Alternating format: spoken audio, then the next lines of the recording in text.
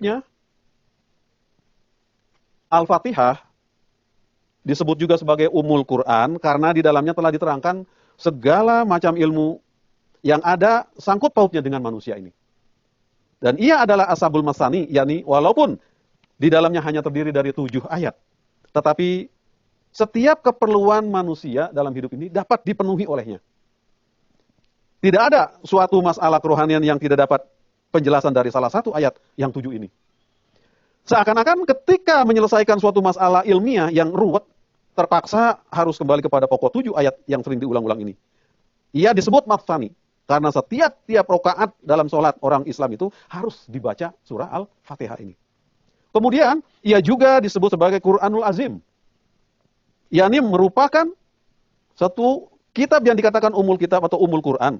Ia tetap juga merupakan bagian dari Quran Karim dan tidak terpisahkan daripadanya. Ada orang yang salah paham berkata bahwa Al-Fatihah itu terpisah dari Quran Karim. Al-Fatihah dikatakan Quran Azim dengan makna seperti itu. Kita berkata kepada orang, misalnya, bacalah Quran. Sedangkan yang dimaksud ialah hanya 1 atau 2 ayat atau mungkin 1 ruku. Jadi tidak seutuhnya seluruh Al-Quran, tapi orang mengatakan bacalah Al-Quran. Nah, surah Fatihah dinamakan juga surah Asy-Syifa. Karena di dalamnya ada penangkal untuk segala macam rasa was-was dan sakwa syangka yang dapat timbul di dalam hati manusia tentang suatu agama. Ia adalah penawar selain dipakai sebagai jampi-jampi atau doa-doa. Dengan membacanya manusia dapat terhindar dari serangan-serangan syaitan dan anak cucunya. Dan ia dapat memberi keteguhan hati sehingga serangan syaitan itu tidak berbahaya bagi orang itu. Jadi kandungan Al-Fatihah yang 7 ayat itu, bila kita baca dengan sungguh-sungguh dan mohon pertolongan Allah Ta'ala, itu dapat menyelamatkan manusia dari segala macam godaan setan. Selanjutnya, ia adalah suratul Kunz atau khazanah. Karena di dalamnya mengalir sumber-sumber ilmu dan pengetahuan. Di dalam bahasa Urdu, ada sebuah pepatah yang biasa orang sana katakan bahwa lautan dimasukkan ke dalam kendi. Peribahasa ini rupanya hanya cocok untuk surah Al-Fatihah. Mengapa? Karena surah ini dapat dikatakan kandungannya telah mencakup seluruh kandungan Al-Quran Karim. Seibaratnya, sedemikian luasnya lautan itu dimasukkan ke dalam sebuah kendi yang kecil. Karena Al-Fatihah yang hanya terdiri dari 7 ayat dapat mencakup seluruh kandungan Quran Karim yang demikian luas dan besarnya.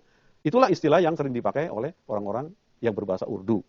Alhasil, maksud saya menghitung-hitung nama-nama Fatihah ialah untuk menarik perhatian para pembaca kepada maksud yang amat luas dari surah Al-Fatihah ini yang diterangkan oleh yang mulia baginda Rasul Muhammad Rasulullah Shallallahu Alaihi Wasallam dengan namanya yang beraneka ragam, dengan kandungan yang demikian luas bagaikan lautan.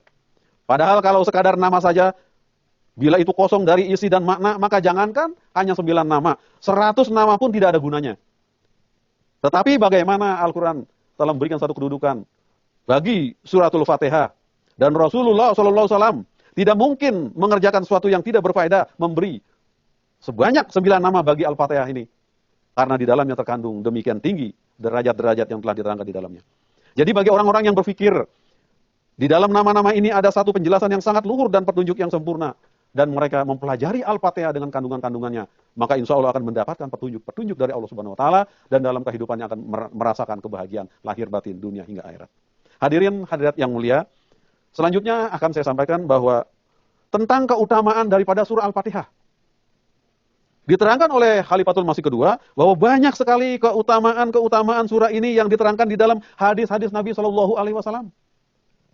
Sebagiannya sudah diterangkan dan disebutkan dalam nama-nama yang lalu, dan sebagiannya lagi secara lebih rinci akan diterangkan nanti. Seperti misalnya di sini An-Nasai dari Ubay bin Ka'ab meriwayatkan, qala Rasulullah Shallallahu Alaihi Wasallam, ma anzalallahu fi Taurat wala fil Injil misla ummul Qur'ani wahya sab'ul mathani wahya maqsumatum baini wa baina abdi li abdi ma sa'ala. Kitabul Iftitah Fadlu Fatihatul Kitab. yakni yang mulia baginda Rasulullah Shallallahu Alaihi Wasallam bersabda, Allah tidak menurunkan di dalam Taurat maupun di dalam Injil seperti yang diturunkan di dalam Ummul Quran, yaitu Sabul Masani, dan ia dibagi sama rata antara aku dengan hamba-hambaku. Dan untuk hambaku apa yang dimintanya, dikabulkannya.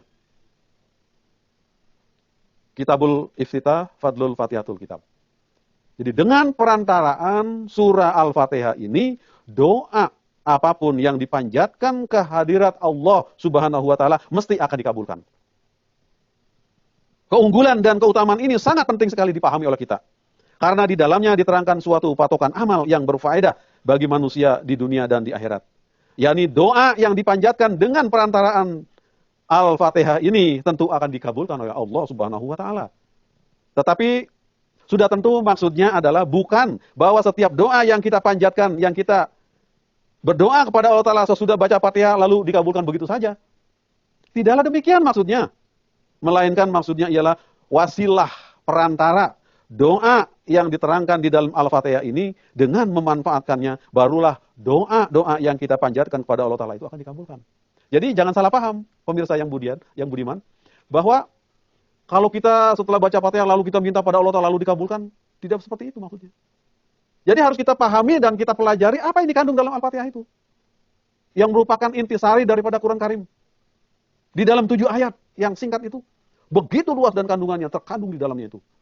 Bila kita telah memahami apa yang dimaksud di dalam 7 ayat Al-Fatihah itu, dan kita tentunya memenuhi segala macam syarat-syarat untuk dikabulkannya suatu doa kepada Allah Ta'ala, barulah akan terkabul. Jadi tidak semudah dan segampang apa yang diucapkan di sini bahwa seseorang yang dengan membaca Al-Fatihah lalu berdoa lalu dikabulkan oleh Ta'ala apa yang dia minta.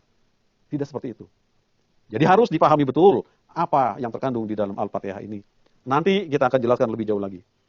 Hadirin hadirat yang mulia, sekarang bisa saja timbul suatu pertanyaan. Apa yang dimaksud dari wasilah atau perantara itu? Dari kalimat surah ini sudah jelas bahwa wasilah itu adalah yang terkandung di dalam Fatihah itu sendiri. Yaitu pertama adalah Bismillah. Yang kedua, Alhamdulillah. Yang ketiga, Ar-Rahman. Yang keempat, Ar-Rahim. Yang kelima, Malik Yaumiddin. Yang keenam, Iyyaka na'budu. Yang ketujuh, Iyyaka nasta'in. Itulah wasilah atau perantara untuk terkabulnya suatu doa yang kita panjatkan kepada Allah Ta'ala. Tentunya kita harus memahami apa yang dimaksud dari 7 poin ini yang terkandung di dalam 7 ayat Al-Fatihah itu. Harus kita pahami. Seolah-olah sebagaimana surah ini mempunyai 7 ayat. Demikian pula ia mempunyai 7 pilar untuk terkabulnya suatu doa yang dipanjatkan oleh orang-orang mukmin. Subhanallah. Hadirin yang mulia, dasar pertama. Di dalam kalimat Bismillah diterangkan bahwa tujuan berdoa itu haruslah yang baik. Jadi tujuan kita berdoa harus yang baik. Tidak benar seorang pencuri misalnya berdoa kepada Allah Ta'ala untuk mencuri. Supaya dikabulkan doanya itu. Dengan menyebut nama Allah dan dengan meminta pertolongan Allah. Apa saja doa yang akan dipanjatkan mesti hendaknya. Tentang sesuatu pekerjaan yang di dalamnya ada persetujuan antara Allah Ta'ala dengan hambanya yang meminta itu. Jadi perhatikanlah di dalam kalimat yang pendek ini sudah diterangkan ketentuan-ketentuan doa. Jadi kita jangan berdoa pada Allah Ta'ala untuk suatu keburukan atau kejahatan. Hendaknya kalau ingin dikabulkan oleh Allah Ta'ala, doa itu harus yang baik. Baik buat diri kita, untuk keluarga kita, untuk tetangga kita, untuk masyarakat kita, dan untuk yang lainnya. Jadi kalau kita berdoa yang baik-baik, inilah yang akan dikabulkan oleh Allah Ta'ala. Jadi harus ada kesinkronisasian. Ada sinkronisasi, ada kecocokan antara seorang hamba mukmin yang berdoa kepada Allah Ta'ala dengan Allah Subhanahu Wa Ta'ala yang akan mengabulkan doanya itu. Jadi ini dasar yang pertama. Doa itu harus yang baik, jangan yang buruk-buruk. Jadi saya sering melihat, Huzur berkata, bahwa saya sering melihat orang berdoa untuk kecelakaan dan kebinasaan orang lain. Demikian juga kadang-kadang mereka itu berdoa untuk suatu maksud yang tidak baik. Kemudian mereka menggerutu, katanya, doa saya tidak dikabul. Sebagian orang ada yang berlagak sok bertakwa. Mereka memberikan jimat dan berdoa qomat kamit untuk hal-hal yang tidak pantas. Padahal semua doanya itu akan ditamparkan kembali ke pipinya. Jadi, doa yang makbul di sisi Allah Ta'ala syaratnya adalah doa yang baik, di mana Allah ridho terhadap doa yang diminta oleh seorang hamba itu. Inilah yang perlu dan sangat penting sekali dipahami oleh kita di dalam berdoa agar doa kita dikabulkan Allah Subhanahu Wa Ta'ala. Hadirin hadirat yang mulia, demikianlah untuk episode kali ini yang dapat disampaikan. Insya Allah kita akan bertemu kembali pada episode selanjutnya. Wa akhiru da'wana anil hamdulillahirabbil alamin. Wassalamualaikum warahmatullahi wabarakatuh.